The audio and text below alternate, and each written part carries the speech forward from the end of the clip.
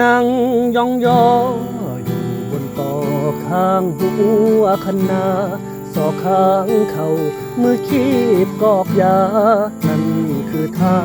ประจำของพ่อเครื่องแบบเช้านาเสื้อเพื่อนต้มกางเกงหมอซอไปห่อหุ้มหัวใจพ่อให้อุ่นพ่อและพ่อบ่เป็นทุกบ่เว้นบ่เป็นยากเข็นบ่กลัวแบกทุนต่ำทำเพื่อครอบครัวความจนครัวหอบหัวใจสิ้นบ่มีปริญญาแต่สอนวิชาฝากความลำเค็นบ่เขียนให้อ่านแต่ทำให้เห็น